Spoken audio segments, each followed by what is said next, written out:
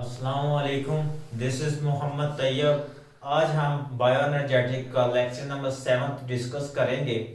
तो ये चैप्टर इंटीटर्स के हवाले से बहुत इम्पोर्टेंट है। इसमें बायो में इंटीटर्स में इससे तकरीबन 8 से 7 एमसीक्यूज आते हैं जो कि कंसेप्चुअल होते हैं। तो इस वजह से मैं इसको डिटेल के साथ कंसेप्ट बेस समझा रहा हूँ। अगर आप लोग ये वाले मेरा लेक्चर अच्छे तरीके से सुन लेंगे तो ये वाले जो लेक्चर है आपको किसी भी एमसीक्यूज में कंफ्यूजन क्रिएट नहीं हो। तो फोटोसिंथेसिस क्या थी, हमारे पास क्या कार्बन डाइऑक्साइड और वाटर से क्या है हमारे पास ग्लूकोज की सिंथेसिस होनी। अब ये फोटोसिंथेसिस का प्रोसेस क्या है, हमारे दो सब कैटेगराइज में डिवाइड किया गया कि मीन के ये दो मेजर स्टेप में होता है। एक होता है लाइट डिपेंडेंट रिएक्शन, इसमें होता है यानी कि ऐसा रिएक्शन केमिकल रिएक्शन जो कि लाइट की मौजूदगी में होता है, लाइट डिपेंडेंट रिएक्शन होता है। और एक रिएक्शन इसमें ऐसा होता है जो कि मल्टीपल स्टेप में होता है, लेकिन वो क्या होता है, लाइट इंडिपेंडेंट रिएक्शन होता है। मीन के लाइट नॉन डिपेंडेंट रिएक्शन और लाइट डिपेंडेंट रिएक्शन। अब ये वाला भी हम क्या स्टडी कर चुके हैं कि लाइट नॉन डिपेंडेंट रिएक्शन कहाँ पे अकर होता है, वो क्लोरोप्लास्ट के स्ट्रोमा में होता है। और हमारे पास लाइट डिपेंडेंट रिएक्शन कहाँ पे अकर होता है, वो थैलाकॉइड मेम्ब्रेन पे अकर होता है। यानी कि ये क्लोरोप्लास्ट में दोनों रिएक्शंस होते हैं और हमारे पास डिफरेंट प्रोडक्ट मीन के देते हैं। और ये प्रोडक्ट कलेक्टिवली क्या हमारे पास ग्लूकोज की सिंथेसिस में यूज होती हैं। तो आज हमने जो स्टडी करना है वो है हमारे पास लाइट डिपेंडेंट रिएक्शन। और लाइट डिपेंडेंट रिएक्शन क्या है, हमारे पास किस जगह हो रहा है, क्लोरोप्लास्ट में हो रहा है। और क्लोरोप्लास्ट की कौन सी जगह में हो रहा है, थैलाकॉइड मेम्ब्रेन में। तो यहाँ पे साथ में हमने क्लोरोप्लास्ट और क्लोरोप्लास्ट का कौन सा रीजन, थैलाकॉइड मेम्ब्रेन, जिसको क्या इसके स्ट्रक्चर को भी हमने स्टडी करना है ताकि हम इसको डिटेल के साथ डील कर सकें कि किस तरह हमारे पास ये लाइट डिपेंडेंट रिएक्शन परफॉर्म होता है और हमारे पास प्रोडक्ट देता है। तो सबसे पहले हम एक क्लोरोप्लास्ट का एक स्ट्रक्चर ड्रा करते हैं जो कि डबल मेम्ब्रेन बॉन्डेड हमारे पास ऑर्गेनेली होती है। तो ये सिंपल सा एक क्लोरोप्लास्ट का स्ट्रक्चर यहाँ पे ड्रा कर ले। तो क्लोरोप्लास्ट में ये क्या है, हमारे पास एक इसकी आउटर मेम्ब्रेन होती है और एक इनर मेम्ब्रेन होती है। तो ये हमारे पास क्या है, आउटर मेम्ब्रेन है। और ये हमारे पास साथ में क्या है, एक इनर मेम्ब्रेन है जो कि किसको लाइज करती है, हमारे पास स्ट्रोमा को। ये मैंने क्लोरोप्लास्ट और कितनी वेरी नंबर होते हैं एक मेसोफिल सेल में, ये 20 से 100 टाइम्स वेरिएबल करता है एक से मेसोफिल सेल में। ये होगी इसकी इनर मेम्ब्रेन। दोनों मेम्ब्रेन क्या है, फॉस्फोलिपिड से मिलकर बनी है, यानी कि फॉस्फोलिपिड की बाइलेयर्स है। अब ये वाली इसके अंदर एक थैलाकॉइड सैक लाइक स्ट्रक्चर होता है जिसे हमने थैलाकॉइड कहा था। और ये हमारे पास क्या ग्रुप की फॉर्म में यानी स्टैक की फॉर्म में होता है। और इस स्टैक को, सिंगल स्टैक को हमने क्या कहा था, हमने ग्रेनम कहा था। और ग्रेनम क्या होते हैं, आपस में इंटरकनेक्टेड होते हैं। और इंटरकनेक्टेड किसके थ्रू होते हैं, नॉन पिगमेंटेड क्या है, लाइन के जरिए, यानी कि नॉन पिगमेंटेड मटेरियल के जरिए कनेक्टेड होते हैं। और क्या परफॉर्म करते हैं, इनको होल्डिंग का फंक्शन परफॉर्म करते हैं। और स्ट्रोमा में हमारे पास फ्लूइड होता है जहां पे क्या होता है, डार्क रिएक्शन अकर होता है। और ये क्या होता है, within this cell membrane bonded होता है। तो अब हमने इसमें जो स्टडी करना है वो हमने सिर्फ क्या करना है, लाइट रिएक्शन स्टडी करना है। तो लाइट रिएक्शन की वजह से अब हम यहाँ पे सिर्फ किसका स्ट्रक्चर, एक थैलाकॉइड मेम्ब्रेन का स्ट्रक्चर क्या करेंगे, स्टडी करेंगे। अब हमने क्या कहा कि जो लाइट रिएक्शन है वो थैलाकॉइड मेम्ब्रेन पे होता है। और थैलाकॉइड मेम्ब्रेन हमारे पास क्या है, सैक लाइक है। ये क्या है, थैलाकॉइड मेम्ब्रेन है। और थैलाकॉइड मेम्ब्रेन क्या है, सैक लाइक है। अब सैक लाइक है तो इसका मतलब ये क्या होती है, मेम्ब्रेन से बॉन्डेड होती है। और इसकी मेम्ब्रेन किस तरह होती है, वो क्या होती है, फॉस्फोलिपिड बाइलेयर की बनी होती है। अब फॉस्फोलिपिड बाइलेयर की है तो लाइट रिएक्शन होना है तो इस मेम्ब्रेन पे क्या होते हैं, पिगमेंट होते हैं जो कि हमारे पास डिफरेंट काइंड की लाइट को एब्जॉर्ब करते हैं। तो अब यहाँ पे हम यहाँ पे स्ट्रक्चर ड्रा करते हैं वो कौन से पिगमेंट होते हैं जो कि लाइट को एब्जॉर्ब करते हैं, हम डिस्कस कर चुके हैं पीछे। ठीक है, हमारे पास यहाँ पे इसका एक स्ट्रक्चर ड्रा करने लगे। पहले स्ट्रक्चर ड्रा कर ले हम मेम्ब्रेन का, ताकि इसको डिटेल के साथ स्टडी कर सके। ये हमारे पास फॉस्फोलिपिड के हेड हैं, ये क्या है इनकी टेल्स। अब टेल्स क्या होती हैं? टेल्स हमारे पास हाइड्रोफिलिक होती हैं, और हेड क्या टेल्स होती हैं हाइड्रोफोबिक। हेड क्या होते हैं हमारे पास? हाइड्रोफिलिक टूवर्ड द वाटर, यानी वाटर लविंग होते हैं। और ये हमने ड्रा कर ली। अब इसमें क्या होता है, ये वाली मेम्ब्रेन इस तरह, इसका थोड़ा सा पार्ट, ये रीजन मैं ड्रा करने की कोशिश कर रहा हूं, इसको इनलार्ज करके आपको शो करने की कोशिश कर रहा हूं। ये वाला हमारे पास रीजन, एक मिनट, तो ये रीजन मैं क्या करने लगा हूं, इनलार्ज करने लगा हूं। हमारे पास ये वाला रीजन, अब इसको मैंने इनलार्ज किया और मेरे पास क्या बन रहा है, ये बन रहा है। अब इसना पॉइंट, इसमें क्या होता है, थैलाकॉइड मेम्ब्रेन के अलावा हमारे पास क्या होती हैं, प्रोटीन्स होती हैं। प्रोटीन्स कौन सी होती हैं, आप लोग पढ़ चुके हैं। हमारे पास कौन सी होती हैं, ट्रांस मेम्ब्रेन प्रोटीन्स मौजूद होती हैं इसमें, जो कि क्या होती हैं, दोनों थैलाकॉइड मेम्ब्रेन को क्रॉस करती हैं, और ये हमारे पास सिस्टम बनाती हैं, फोटो सिस्टम बनाएंगी, जो कि लाइट एब्जॉर्बिंग पिगमेंट होंगे। इनके पास क्या होंगे, लाइट एब्जॉर्बिंग पिगमेंट होंगे। अब ये प्रोटीन क्या है, ट्रांस प्रोटीन है, ट्रांस मेम्ब्रेन प्रोटीन्स है, यानी कि इंटीग्रल प्रोटीन्स है, और हमारे पास क्या बनाती हैं, डिफरेंट स्ट्रक्चर बनाती हैं इस तरह। ये प्रोटीन हमारे पास क्या बनाती हैं, डिफरेंट स्ट्रक्चर बनाती हैं। ये ट्रांस मेम्ब्रेन प्रोटीन्स हैं, और उसके अलावा फिर इसके पास क्या होगा, इसके पास प्लाज्मा मेम्ब्रेन होगी, कंटिन्यूसली करेगी, फॉस्फोलिपिड की बाइलेयर होगी जो कि कंटिन्यू करेगी। मैंने आपको स्ट्रक्चर समझाने के लिए इसलिए ये थोड़ा सा ड्रा किया है, ताकि आप लोगों की जो कंफ्यूजन अराइज होती है, जिससे वो कंफ्यूज करता है एंटी टेस्ट में, वो पॉइंट आपको यहाँ पे क्लियर हो जाए। वरना ये पेपर के लिहाज से इतने इंपॉर्टेंट नहीं है, लेकिन एंटी टेस्ट के लिहाज से इंपॉर्टेंट है बहुत ज्यादा, आपको ये पॉइंट आने चाहिए। तो ये हमारे पास क्या होगी, फॉस्फोलिपिड बाइलेयर की टेल्स होंगी। ठीक, ये वाली फॉस्फोबाइलिपिड होगी, ये प्रोटीन्स होगी। अब ये प्रोटीन्स के पास क्या होती हैं, स्पेशल काइंड के दो टाइप्स की प्रोटीन होती हैं। इसको हम क्या कहते हैं, इस प्रोटीन होल सिस्टम को हम कहते हैं, लाइट एब्जॉर्बिंग होल सिस्टम को कहते हैं फोटो सिस्टम। ऐसा सिस्टम जो कि लाइट को एब्जॉर्ब करे, कौन सी, थैलाकॉइड मेम्ब्रेन पे। ऐसा सिस्टम जो थैलाकॉइड मेम्ब्रेन पे लाइट को एब्जॉर्ब करे, इसे कहते हैं हम फोटो सिस्टम। तो अब फोटो सिस्टम में कौन कौन सा रीजन होता है, हमने उसको भी डिस्कस करना है। तो फोटो सिस्टम के पास क्या होती हैं, हमारे फोटो सिस्टम यहाँ पे राइट कर लेते हैं, साथ साथ उसको स्टडी करते जाते हैं, और साथ साथ उसको आइडेंटिफिकेशन।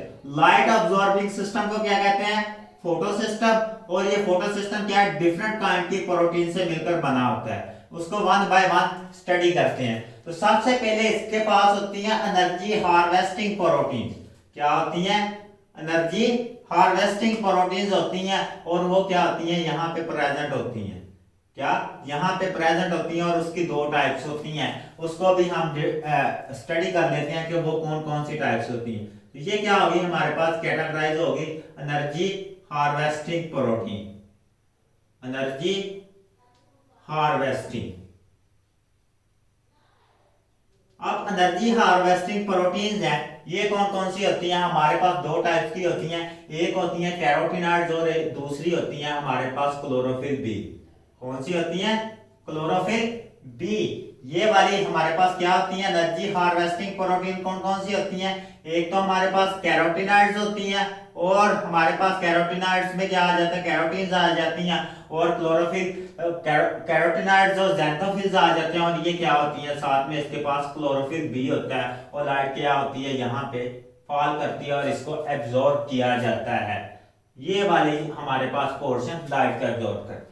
और इसका जो सेंट्रल रीजन होता है, वो दो चीजों पे कंसिस्ट करता है। एक होता है प्राइमरी इलेक्ट्रॉन एक्सेप्टर, यहाँ पे क्या प्राइमरी एक रीजन होता है, सेंट्रल वाला रीजन, इसको दो रीजन पे कंसिस्ट करता है। एक होता है इसके पास प्राइमरी इलेक्ट्रॉन रिसेप्टर। इस रीजन को क्या कहते हैं हम? Primary electron receptor. ये याद रखिएगा, प्राइमरी इलेक्ट्रॉन रिसेप्टर। ये क्या करेगा? इलेक्ट्रॉन को एक्सेप्ट करेगा जब इसकी जरूरत पड़ेगी। हम इसको भी डिस्कस करेंगे। उसके बाद यहाँ पे एक रीजन होता है, ये वाले रीजन में हमारे पास जो ये रीजन लाइज कर रहा है विदिन टू प्रोटीन्स, तो इस रीजन को हम क्या कहते हैं? हम कहते हैं यहाँ पे क्लोरोफिल ए मौजूद होता है। क्या होता है? क्लोरोफिल ए का मॉलिक्यूल मौजूद रहता है, जिसे हम यहाँ पे स्टडी करेंगे डिटेल के साथ। तो इसको नीचे ड्रा कर लेते हैं। क्या? क्लोरोफिल फिर ए का मॉलिक्यूल मौजूद होता है। अब हमारे पास मेन जो पिगमेंट था लाइट एब्जॉर्बिंग, वो हमारे पास क्या था? Chlorophyll A. अब जो हमारे पास ये ठीक है, primary reaction, primary electron acceptor और क्लोरोफिल ए के मॉलिक्यूल को कहते हैं हम रिएक्शन सेंटर। ये टर्मिनोलॉजी जब मैं इनको पढ़ाऊंगा साथ में क्लियर कर दूंगा इनका क्या फंक्शन होता है। तो हमारे पास क्या होता है? फोटो सिस्टम होता है। फोटो सिस्टम में जाती हैं, ये हमारे पास क्या है?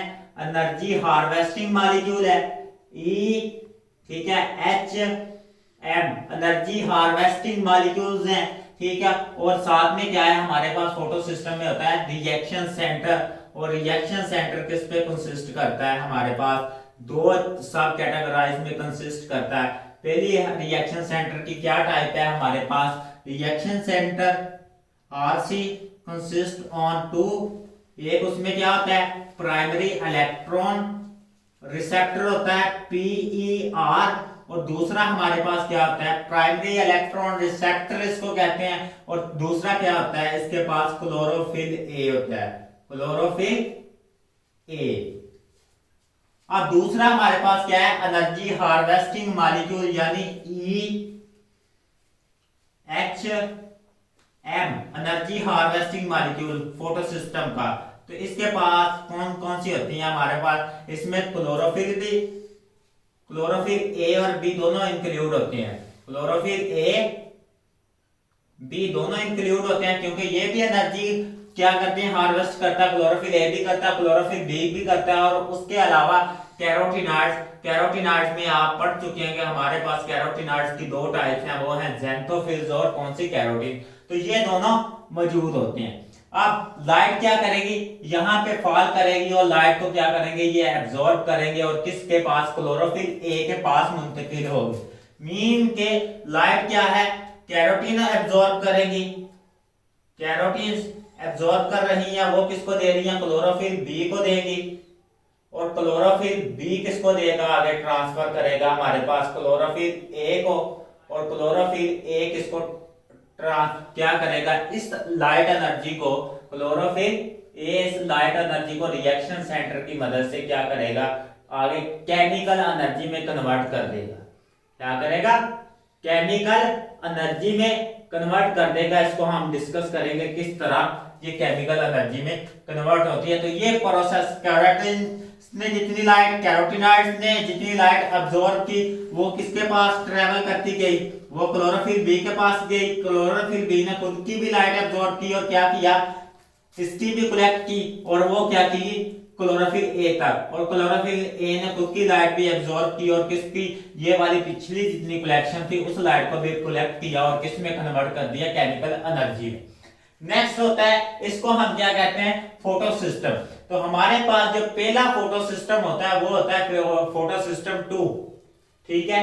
फोटो सिस्टम हमारे पास थैलाकॉइड मेम्ब्रेन में दो टाइप्स के पाए जाते हैं, एक होता है फोटो सिस्टम 1, एक होता है फोटो सिस्टम 2।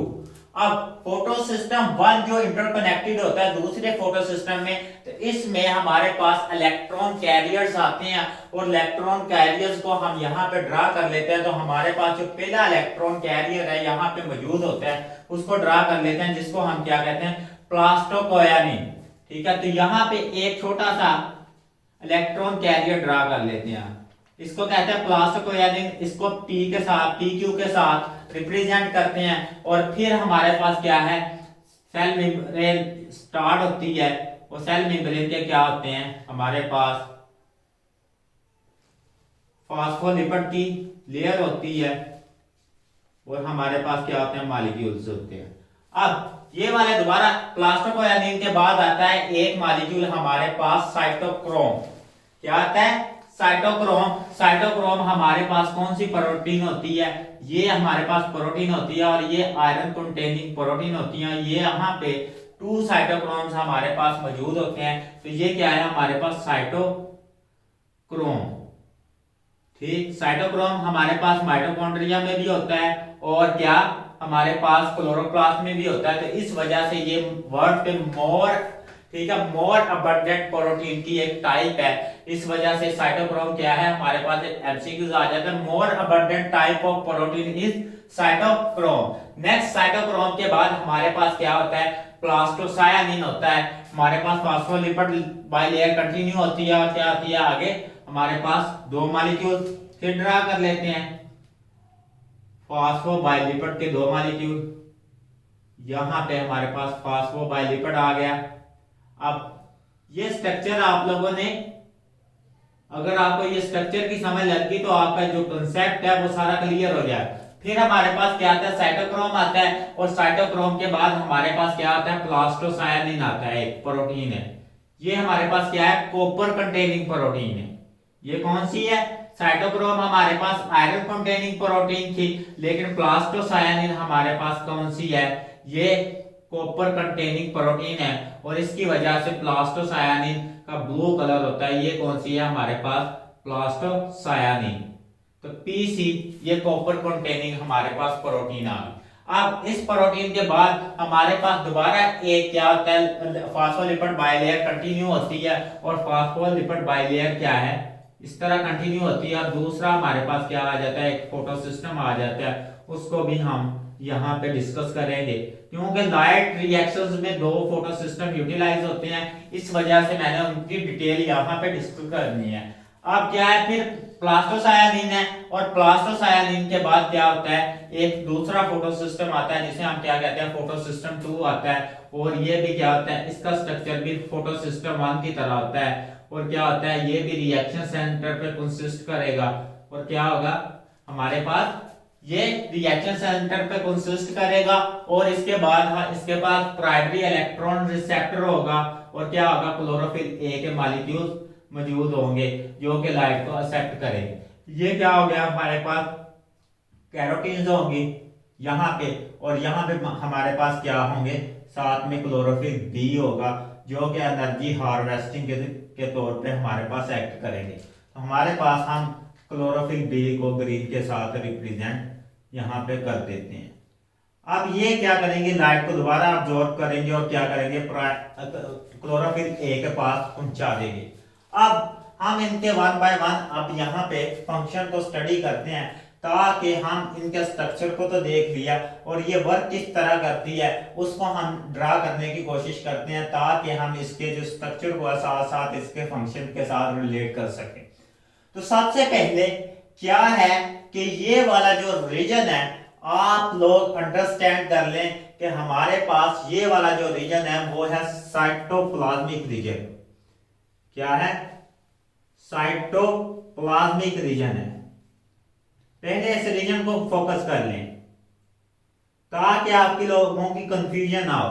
ये है हमारे पास कौन सा रीजन, साइटोप्लाज्मिक रीजन, और ये है हमारे पास थैलाकॉइड का ल्यूमन। थैलाकॉइड जो कि थैलाकॉइड की स्पेस है वो वाली ल्यूमन है, थैलाकॉइड ल्यूमन।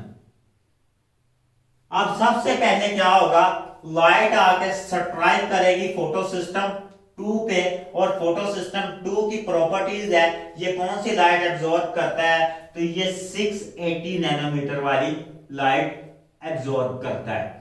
तो इसका नाम फोटोसिस्टम 2 क्यों रखा गया, इसका नाम इसकी डिस्कवरी की वजह से रखा गया। हमारे पास पहले फोटोसिस्टम 1 डिस्कवर हुआ था जो कि PS1, जो कि हमारे पास क्या लाइट कौन सी एब्जॉर्ब करता था, हमारे पास 70 नैनोमीटर वाली रेंज वाली लाइट एब्जॉर्ब करता था, जबकि ये वाला हमारे पास 60 680 नैनोमीटर वाली एब्जॉर्ब करता है। इनमें स्लाइटली डिफरेंस इस वजह से आता है क्योंकि यहाँ पे जो क्लोरोफिल मॉलिक्यूल होता है उसकी जो रेंज है वो थोड़ी सी फॉस्फोलिपिड बाइलेयर की वजह से चेंज हो जाती है। ये क्या है, क्लोरोफिल का मॉलिक्यूल। अब इसको हम डिस्कस करने लगे।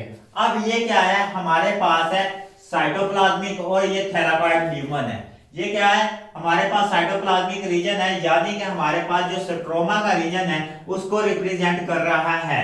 ये कौन सा है, स्ट्रोमा का रीजन है, उसको रिप्रेजेंट कर रहा है। स्ट्रोमा क्या है, जोन सा फ्लूइड, ये वाला जो रीजन है उसको रिप्रेजेंट कर रहा है ये वाली साइड, और ये वाली साइड हमारे पास इस स्पेस को हमारे पास रिप्रेजेंट कर रही है ल्यूमन को। अब क्या करेगी, लाइट आएगी और लाइट स्ट्राइक होगी, और लाइट इस पे स्ट्राइक होने के बाद क्या होगी, एब्जॉर्ब होगी, और एब्जॉर्ब होने के बाद सबसे पहले क्या होगा, यहाँ पे वाटर मॉलिक्यूल की ब्रेकडाउन होगी, और ये ब्रेकडाउन कौन करवाता है, हमारे पास में ये फोटो सिस्टम करवाता है। अब वाटर की ब्रेकडाउन होने लगी है, उसको मैं ब्रेकडाउन को यहाँ पे रिप्रेजेंट करने लगा। ये क्या होगी, वाटर की ब्रेकडाउन होनी है इंटरनल। कौन सा फोटो सिस्टम करवाएगा, क्या करवाएगा, यहाँ पे वाटर की फोटोलिसिस करवाएगा, ठीक है, फोटोलाइसिस करवाएगा, यानी कि लाइट की मौजूदगी में वाटर की ब्रेकडाउन होगी। हमारे पास क्या आएंगे, 2 हाइड्रोजन आयन देगा, ठीक है, 2 हाइड्रोजन आयन, 2 इलेक्ट्रॉन, और हमारे पास +1/2 ऑक्सीजन का मॉलिक्यूल। तो ये हमारे पास आएगी। अब क्या है, ये ल्यूमन है, हाइड्रोजन जो होंगे वो क्या होंगे, हमारे पास यहाँ पे प्लस इसके ऊपर चार्ज है वो यहाँ पे अकामुलेट होना शुरू हो जाएगी, वो यहाँ पे क्या होंगे, अकामुलेशन उनकी होनी शुरू हो जाएगी। अब ये हाइड्रोजन क्या हो रहे हैं, अकामुलेट हो रहे हैं, और ये वाले जो इलेक्ट्रॉन है वाटर की फोटोलिसिस से रिलीज हुए हैं, वो इलेक्ट्रॉन हमारे पास एक्सेप्ट करेगा ये रिएक्शन सेंटर। फोटोलिसिस कहाँ पे हो रही है, हमारे पास ये क्लोरोफिल ए है, इस मॉलिक्यूल के दरमियान हो रही है, यानी रिएक्शन सेंटर में क्या हो रही है, फोटोलाइसिस हो रही है हमारे पास। अब ये रिएक्शन सेंटर में क्या होगा, ये जो 2 इलेक्ट्रॉन वाटर की फोटोलिसिस से बने हैं, वो जो क्लोरोफिल लाइट आएगी, लाइट क्या करेगी, इन इलेक्ट्रॉन को पंप करेगी, और ये इलेक्ट्रॉन क्या होंगे, हमारे पास अब्सॉर्ब हो जाएंगे। किससे, इनको सेट करने वाला हमारे पास कौन सा मॉलिक्यूल होगा, प्राइमरी रिएक्शन सेंटर, यानी कि प्राइमरी इलेक्ट्रॉन रिसेप्टर क्या करेगा, क्लोरोफिल ने जब लाइट एब्सॉर्ब की, अब क्लोरोफिल के पास इलेक्ट्रॉन थे, वो जंप करके कहां गए, हाई एनर्जी स्टेट में गए। हाई एनर्जी स्टेट में जब वो जंप किया तो उनको एक्सेप्ट करने वाले कौन थे, हमारे पास प्राइमरी इलेक्ट्रॉन रिसेप्टर थे। अब प्राइमरी इलेक्ट्रॉन रिसेप्टर ने क्या किया, वो 2 इलेक्ट्रॉन एक्सेप्ट कर लिए। अब यहाँ पे क्या हो गया, यहाँ पे क्या होगी, इलेक्ट्रॉन की डेफिशिएंसी होगी, यहाँ पे क्या होगी, क्लोरोफिल के मॉलिक्यूल ए के पास इलेक्ट्रॉन की डेफिशिएंसी होगी, यानी कि यहाँ पे पॉजिटिव चार्ज आ गया +2 का। अब ये क्या है, हाईली ऑक्सीडाइजिंग एजेंट है, ये क्या करेगा, ये वाटर वाले जो इलेक्ट्रॉन होंगे, दो जब वाटर की फोटोलिसिस होगी उस इलेक्ट्रॉन को दोबारा एक्सेप्ट करेगा और दोबारा इलेक्ट्रॉन जंप होंगे, इसी तरह ये काम होता रहेगा।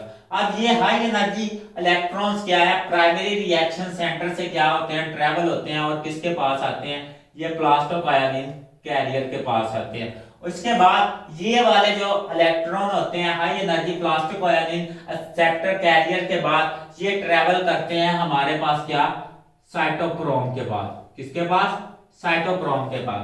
अब साइटोक्रोम क्या होता है, साइटोक्रोम क्या करता है, ये हमारे पास साइटोप्लाज्म है, यानी कि स्ट्रोमा है क्लोरोप्लास्ट का। ये क्या है, स्ट्रोमा है, यहाँ पे हाइड्रोजन मौजूद होते हैं, वाटर क्या है, आयोनाइजेबल होता है, यानी कि वाटर की क्या होता है, इक्विलिब्रियम पोजीशन में होता है। यहाँ पे हाइड्रोक्सिल आयन भी मौजूद होते हैं और क्या होते हैं, हाइड्रोजन आयन भी मौजूद होते हैं। अब ये हाइड्रोजन आयन को क्या करता है, यहाँ से स्ट्रोमा से इनसाइड पंप करता है, किसकी एनर्जी को यूटिलाइज करते हैं, इन इलेक्ट्रॉन की एनर्जी को यूटिलाइज करता है, और हाइड्रोजन को आयंस को क्या करता है, इनसाइड द ल्यूमन पंप करता है। अब इन हाइड्रोजन आयंस को किनकी, इन इलेक्ट्रॉन की जो कि पंप हुए हैं, किस वजह से, इलेक्ट्रोमैग्नेटिक वेव्स को एब्जॉर्ब करने की वजह से पंप हुए हैं, उनकी एनर्जी को यूटिलाइज करने के करके क्या करता है, हाइड्रोजन आयन को पंप करता है और पंप करने के बाद कहां पहुंचा देता है, ये ल्यूमन में पहुंचा देता है।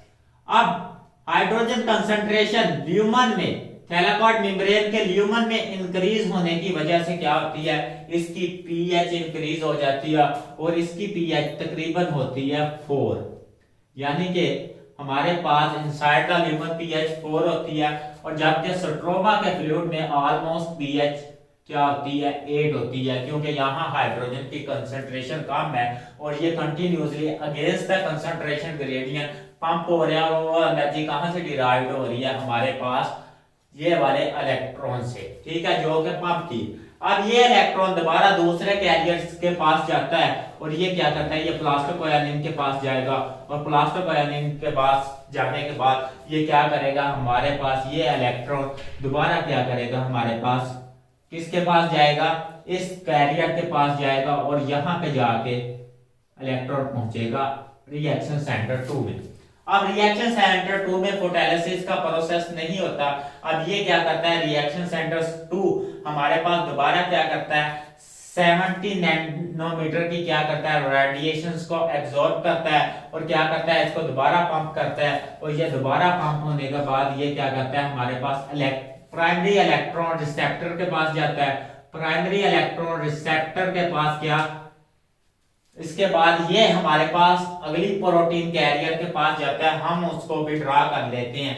तो हमारे पास ये किस तरह वर्क करते हैं, ये हमारे पास क्या है, अगली कैरियर प्रोटीन के पास जाएगा, उसका नाम होता है फेरोडोक्सिन। क्या होता है, फेरोडोक्सिन।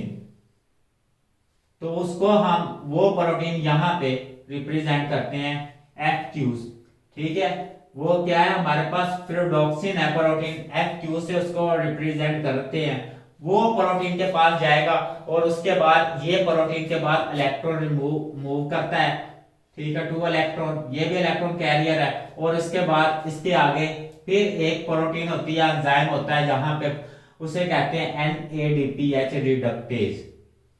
क्या होता है, इसके बाद इस इलेक्ट्रॉन कैरियर के बाद क्या होता है, NADPH रिडक्टेज, वो एंजाइम मौजूद होता है जो कि हमारे पास क्या करता है, इस आगे वाले इस इलेक्ट्रॉन को यूटिलाइज करके NADPH रिडक्टेज इस इलेक्ट्रॉन को यूटिलाइज करके वो क्या बना देता है, NADPH रिडक्टेज। ये एंजाइम है। ये रिडक्टेज का मतलब है हमारे पास कौन सा मॉलिक्यूल, NADP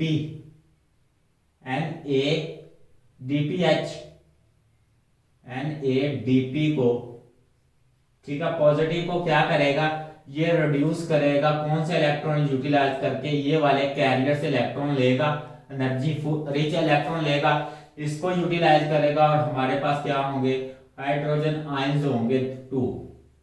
क्या करेंगे, 2 हाइड्रोजन आयन होंगे हमारे पास, उसको लेगा और इसको क्या करेगा, अटैच कर देगा, यानी कि NADP, ठीक है, H, और हमारे पास क्या है, एक H पॉजिटिव आयन आएगा। ये वाले जो 2 इलेक्ट्रॉन है ये रिडक्टेज एंजाइम यूज करेगा और हमारे पास ये वाला मॉलिक्यूल बना देगा NADPH। तो हमारे पास NADPH का मॉलिक्यूल तो बन गया। अब ATP का मॉलिक्यूल कहां पे बनना है, हमने उसको भी डिस्कस करना है इसी लेक्चर में। तो उसको अब हम क्या करते हैं, नेक्स्ट डील के साथ डिस्कस करते हैं। तो अब हमारे पास क्या होती है, यहां पे कंसंट्रेशंस क्या हो जाती है, इंक्रीज हो जाती है और इस कंसंट्रेशन इंक्रीज होने की वजह से जिस तरह क्या होता है हमारे पास, ठीक है, ये NADPH रिडक्टेज का फंक्शन तो आपको समझ आ गई कि इसने क्या करना है, इलेक्ट्रॉन रिसेप्ट करने हैं और इलेक्ट्रॉन रिसेप्ट करने के बाद हाइड्रोजन एक्सेप्ट करने हैं और हमारे पास NADP से क्या बना देना है, हमारे पास इसको 2 हाइड्रोजन आयन के साथ NADPH प्लस 1 हाइड्रोजन आयन, ये क्या करेगा, ये बना देगा, इसमें कन्वर्ट कर देगा। अब नेक्स्ट क्या है, इस साइड पे हमारे पास हाइड्रोजन आयन की कंसंट्रेशन बहुत ज्यादा है, क्योंकि हाइड्रोजन को पंप किसने किया है, साइटोक्रोम ने ल्यूमन में पंप किया हुआ है। अब यहाँ पे नेक्स्ट एक एंजाइम होता है जिसका नाम है एटीपीएस सिंथेटेज। क्या है ये? हमारे पास क्या फास्फोलिपिड है, और फास्फोलिपिड के पास क्या होता है? नेक्स्ट हमारे पास क्या होता है? एटीपीएस सिंथेटेज एंजाइम मौजूद होता है। उसको हमने यहाँ पे डिस्कस करना है। तो ये हमारे पास क्या है? फास्फोलिपिड है। और यहाँ पे क्या होता है? एक एंजाइम होता है जो कि एटीपीएस सिंथेटेज होता है। उस एंजाइम को क्या करता है? वो एटीपी की तैयारी करता है, एटीपीएस सिंथेटेज। अब एटीपीएस सिंथेटेज क्या करता है? यहाँ पे ये वाले ल्यूमन में क्या है? हाइड्रोजन आयन की कंसंट्रेशन बहुत ज्यादा है। हाइड्रोजन आयन की कंसंट्रेशन बहुत ज्यादा है। और जिस तरह क्या माइटोकॉन्ड्रिया की क्या दो मेम्ब्रेन के दरमियान हाइड्रोजन आयन की कंसंट्रेशन ज्यादा होती है पंप करने के बाद, और उसको क्या करता है? अगेंस्ट द कंसंट्रेशन मूव करवाता है, और उससे क्या करता है? एटीपी जनरेट करता है। उससे क्या करता है? एटीपी जनरेट करता है। तो इस प्रोसेस को हम क्या कहते हैं? इस प्रोसेस को हम कहते हैं कीमियोस्मोसिस। क्या कहते हैं? इस प्रोसेस को क्या कहते हैं हम? कीमियोस्मोसिस। यानी कि हाइड्रोजन की एनर्जी से, जो एनर्जी किससे आ रही है? वो अगेंस्ट द कंसंट्रेशन मूव करता है। वो कहां से पास होंगे? एटीपीएस सिंथेटेज से पास होंगे। और ये सिंथेटेज क्या करेगा? उनकी एनर्जी को यूटिलाइज करके हमारे पास एडीपी और इनऑर्गेनिक फास्फेट को किसमें कन्वर्ट कर देगा? हमारे पास एटीपी में कन्वर्ट कर देगा। किसमें कन्वर्ट कर देगा? एटीपी में कन्वर्ट कर देगा। तो सबसे पहले क्या है? लाइट फॉल करती है, लाइट एब्जॉर्ब करती है, और एब्जॉर्ब किस में करती है? एनर्जी हार्वेस्टिंग मॉलिक्यूल्स में। एनर्जी हार्वेस्टिंग मॉलिक्यूल्स क्या करते हैं? इस लाइट को कलेक्ट करते हैं और मॉलिक्यूल किसके पास पहुंचाते हैं? हमारे पास क्लोरोफिल ए के पास। अब क्लोरोफिल ए की क्या होती है? आयोनाइजेशन होती है, और क्या करते हैं? दो इलेक्ट्रॉन जंप करते हैं किसमें? हमारे पास प्राइमरी इलेक्ट्रॉन रिसेप्टर के पास। आप इनकी कमी को फिल करने के लिए फोटोलिसिस होती है, वाटर की ब्रेकडाउन होती है, एंजाइम करवाता है, और उससे दो इलेक्ट्रॉन हासिल करता है, और ये वाले जो इलेक्ट्रॉन है यहाँ पे इसकी कमी को फिल कर देते हैं। अब ये इलेक्ट्रॉन क्या करते हैं? इलेक्ट्रॉन कैरियर से मूव करते हैं और साइटोक्रोम के पास जाते हैं। साइटोक्रोम आयरन कंटेनिंग प्रोटीन है। इसमें क्या होता है? आयरन होता है। और ये क्या करती है? हाइड्रोजन आयन को स्ट्रोमा से किसमें पुश करती है? ल्यूमन में पुश करती है। और ल्यूमन में पुश करने की वजह से हाइड्रोजन की कंसंट्रेशन क्या हो जाती है? ल्यूमन में इंक्रीज हो जाती है। अब ये पुश करने के लिए एनर्जी किसकी यूटिलाइज कर रही है? अगेंस्ट द ग्रेडियंट ये इलेक्ट्रॉन की एनर्जी यूटिलाइज कर रही है। अब इलेक्ट्रॉन का कौन से आगे जाएंगे? नेक्स्ट प्लास्टोसायनिन के पास जाएंगे। ये नेक्स्ट हमारे पास कैरियर है प्लास्टोसायनिन। ये इलेक्ट्रॉन फिर दूसरा जो हमारे पास फोटो सिस्टम 1 होगा उसके पास पहुंचा देंगे। अब फोटो सिस्टम 1 क्या करेगा? इस इलेक्ट्रॉन्स को दोबारा पंप करेगा, इनको दोबारा एक्सेप्ट करेंगे। कौन से? हमारे पास रिएक्शन सेंटर, ठीक है, प्राइमरी इलेक्ट्रॉन रिसेप्टर दोबारा एक्सेप्ट करेगा, और उनके बाद इनको दोबारा क्या करेगा? फिर डॉक्सिन के पास भेजेगा। फिर डॉक्सिन क्या करेगी? हमारे पास फिर डॉक्सिन क्या करेगी? इनको आगे दो इलेक्ट्रॉन को दोबारा किसकी तरफ भेजेगी? हमारे पास NADPH रिडक्टेज के पास भेजेगी। NADPH रिडक्टेज क्या करेगा? इन दो इलेक्ट्रॉन को लेगा और हमारे पास हाइड्रोजन को लेगा, किसको? NADPH को रिड्यूस कर देगा। अब ये वाली अब हाइड्रोजन कंसंट्रेशन ह्यूमन में इंक्रीज हो चुकी है। तो इस कंसंट्रेशन को यूटिलाइज करते हुए इस सेल मेम्ब्रेन में क्या होती है? एटीपीएज एंजाइम मौजूद होता है, और एटीपीएज एंजाइम क्या करता है? Against the concentration gradient hydrogen ion को मूव करवाता है। जब अगेंस्ट द कंसंट्रेशन ग्रेडियंट यानी कि ल्यूमन से किसमें? स्ट्रोमा में मूव होते हैं डिफ्यूजन के थ्रू। तो इस प्रोसेस के दौरान वो इस आयन से क्या प्रोड्यूस करवाता है? एटीपी। तो दिस इज कॉल्ड कीमियोओस्मोसिस। तो ये प्रोसेस था जो लाइट रिएक्शन में होता था सेल मेम्ब्रेन पे। तो हमने वो जो जनरल डायग्राम है उसको भी डिस्कस करेंगे नेक्स्ट लेक्चर में। वो जनरल डायग्राम में उसने इसी को रिप्रेजेंट किया हुआ है, यानी कि photo system, light absorbing. Photo system में क्या कौन कौन सा मौजूद होता है हमारे पास? ठीक है, कि रिएक्शन सेंटर होता है और एनर्जी हार्वेस्टिंग मॉलिक्यूल होते हैं। ये वाले हमारे पास क्या है? Energy harvesting molecule. और क्लोरोफिल ए और प्राइमरी इलेक्ट्रॉन रिसेप्टर को कहते हैं रिएक्शन सेंटर। याद रखिएगा हमारे पास जो रिएक्शन सेंटर है वो प्राइमरी इलेक्ट्रॉन रिसेप्टर और क्लोरोफिल ए पे कंसिस्ट करता है, जबकि फोटो सिस्टम हमारे पास रिएक्शन सेंटर और एनर्जी हार्वेस्टिंग मॉलिक्यूल पे कंसिस्ट करता है। तो ये वाली जो बातें हैं जो मैंने यहाँ पे राइट कर दी हैं, तो यही बातें हैं जो इम्पोर्टेंट है इस टॉपिक को अंडरस्टैंड करने के लिए। वो उन्होंने जो वो डायग्राम बनाई है, जी डायग्राम जिसे स्क्रीन कहते हैं, वो एक उन्होंने अंडरस्टैंडिंग के लिए बनाई है। तो नेक्स्ट टॉपिक में मैं उसको ही डिस्कस करूंगा। ये वाला वैसे हमारा क्या एटीपी और NADPH किस तरह लाइट रिएक्शन से तैयार होते हैं, ये बेसिक डायग्राम है जो कि मैंने डिस्कस कर दिया। इसी प्रोसेस के थ्रू होता है। वो इमेजिनरी डायग्राम आगे सामने वो मैं डिस्कस करूंगा नेक्स्ट लेक्चर में। अल्लाह हाफिज, अपना ख्याल रखिएगा।